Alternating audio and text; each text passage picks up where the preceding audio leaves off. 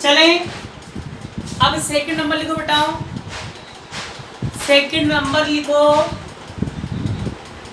समतापीय प्रत्यास्थता गुणांक।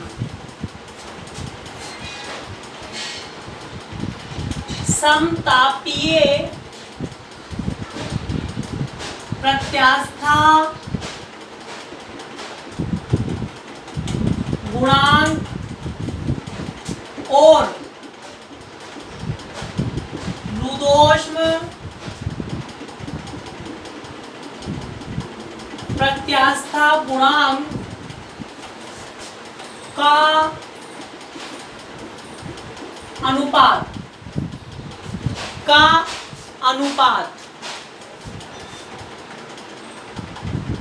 माई कौन है बेटा? अंग्रेजी मीडियम वाले लिखो, अंग्रेजी मीडियम वाले। Ratio of coefficient of elasticity, ratio of coefficient of elasticity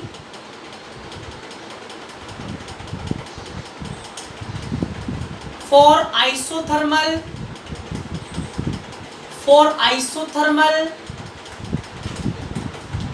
and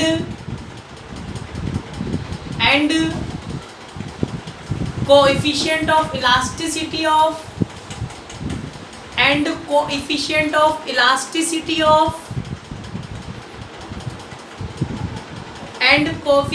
elasticity of adiabatic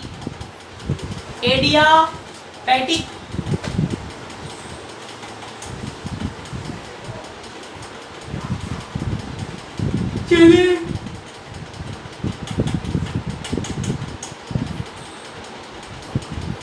देखो, अब बेटा ध्यान सुनना। प्रत्यास्थता गुणांक का नाम आपने सुना है? प्रत्यास्थता गुणांक का नाम आपने सुना है?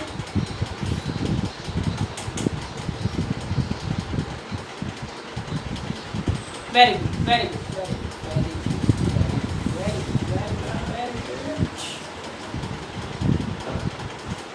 अब बताओ।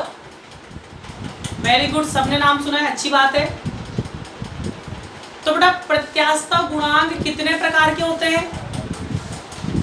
प्रत्यास्थता गुणांक कितने प्रकार के लिखाए थे मैंने आपको बीएससी फर्स्ट ईयर में? जल्दी बताऊं, 3 प्रकार के। Very good, very good, very good, very good बेटा, 3 प्रकार के, बहुत अच्छी बात है। 3 कौन कौन से थे बेटा? यंग, आयतन, अपरूपण। Young modulus, bulk modulus, sharing modulus. अब मुझे बताओ, अरे अब मुझे बताओ यहां पर, अरे इस टॉपिक में कौन से प्रत्यास्थता गुणांक की बात करूं? अरे यंग की करूं, क्या आयतन की करूं, क्या अपरूपण की करूं, किसकी करूं, किसकी बात करूं मैं यहां पर? वॉल्यूम की करूं?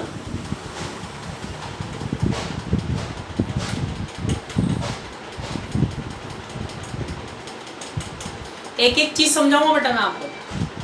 क्यों करूं बेटा वॉल्यूम की? अरे वॉल्यूम की क्यों करूं?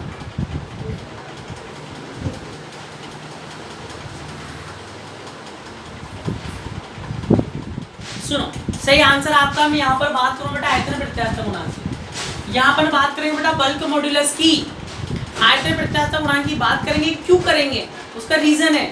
बताओ, जब अपन किसी पदार्थ को की ऊष्मा देते हैं, किसी पदार्थ को बेटा, जब अपन किसी पदार्थ का अपन ताप बढ़ाते हैं, किसी पदार्थ का जब अपन ताप बढ़ाते हैं ना बेटा, तो उसके आयतन में परिवर्तन होता है। कहाँ परिवर्तन होता है? आयतन में होता है। यंग मॉड्यूलस, यंग काम आएगा जब सिर्फ लंबाई अकेली में परिवर्तन हो, ओनली ऑन लंबाई में हो तो यंग का यूज करो, आयतन में हो तो आयतन का यूज करो, और निचले सिरे को स्थिर रखकर ऊपरी सिरे पर परिवर्तन हो तो आप अपरूपण का उपयोग करो। तो यहाँ पर ये दोनों तो काम आने वाले नहीं है। और वैसे मैंने आपको फर्स्ट में बताया था ठोस और द्रव में, ठोस द्रव गैस तीनों में कौन सा पाया जाता है? आयतन प्रत्यास्थता गुणांक। ठीक है, तो बताओ प्रत्यास्थता गुणांक का फॉर्मूला क्या लिखा था? वहां पर अपन ने लिखा था K बराबर del P upon del V into V आगे माइनस था। फर्स्ट ईयर का फॉर्मूला है, कोई नया फॉर्मूला नहीं है। आयतन में आयतन प्रतिबल अपॉन आयतन विकृति क्या था? F upon A upon delta V upon V आगे क्या था? माइनस। इसको तो क्या लिख दिया था? डेल्टा P और ये V ऊपर आएगा और ये क्या रह जाएगा? डेल्टा V आगे क्या है? माइनस। वेरी गुड, रिवाइज करा दिया मैंने एक बार ताकि आप भूलो नहीं। अच्छी बात है, अच्छी बात है। ठीक है, तो बेटा दोनों का अपन को क्या निकालना है? अनुपात निकालना है ना? तो ध्यान से सुनते जाना, बस मेरे सवालों का आंसर देते जाना। अरे मेरे सवालों के तुम आंसर देते जाना बस।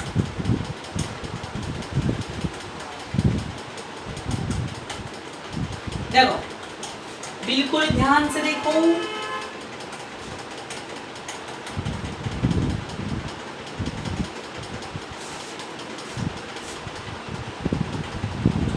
समतापीय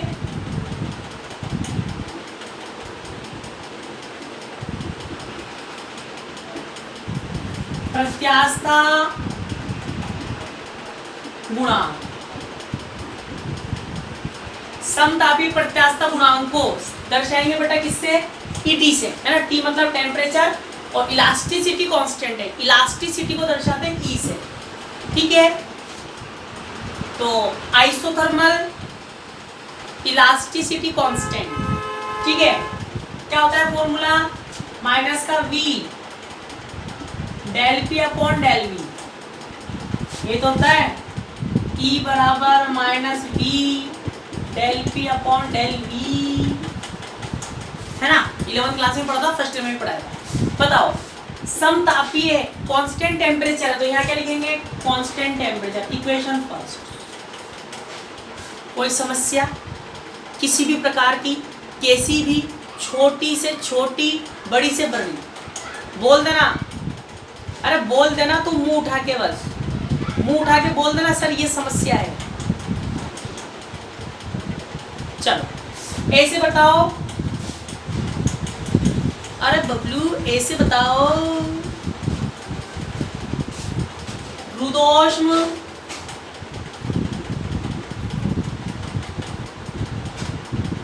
प्रत्यास्थता गुणांक किससे दर्शाएंगे? ES से। किससे दर्शाएंगे बेटा? ES से दर्शाएंगे। माइनस का V फॉर्मूला सेम रहेगा, del P upon del V constant S। Equation number 2। अरे इक्वेशन नंबर 2 अब मुझे कौन बताएगा? अब मुझे कौन बताएगा? यहाँ पर मैंने S क्यों लिखा? S मतलब बेटा एंट्रोपी है, स्थिर एंट्रोपी पर, कांस्टेंट एंट्रोपी पर। बताओ एंट्रोपी की यूज कर रहा हूं मैं। रुदोष में एडियाबेटिक,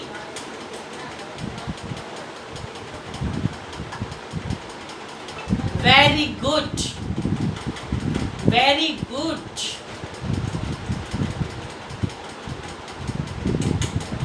और कोई? हाँ, तो बेटा एंट्रोपी से क्या रिलेशन है? मैं एंट्रोपी क्यों लगा रहा हूं? अरे एंट्रोपी क्यों लगा रहा हूं? मैं क्यों लगाना चाहिए नहीं? मैं बेटा मुझे क्यों लगाना चाहिए था ना? फिर तो मैं क्यों लगाता? फिर ना तो ऊष्मा लेवे ना ऊष्मा देवे, मतलब ऊष्मा कांस्टेंट है। अरे ऊष्मा कांस्टेंट है तो क्यों लगाता ना? मैं तो मैंने क्यों नहीं लगाया है।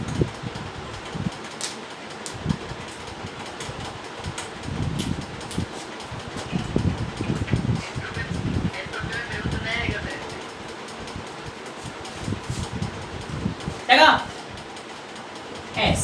बताओ आइसोथर्मल क्या, सॉरी एडियाबेटिक क्या होता है? रुदोष्म क्या होता है? ऐसा प्रक्रम, ऐसा प्रक्रम जिसमें निकाय ना तो वातावरण से ऊष्मा लेवे और ना तो वातावरण को ऊष्मा देवे। अरे ना तो लेवे ना तो देवे। बताओ द्वितीय नियम क्या था?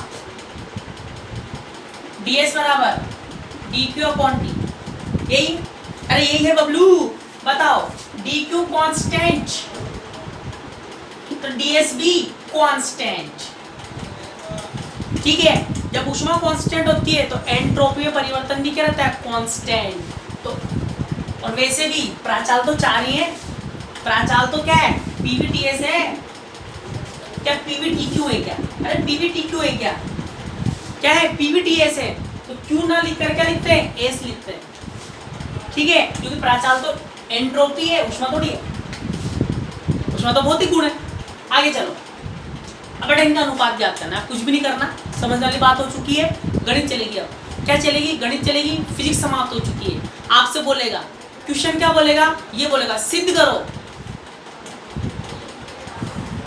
सिद्ध करो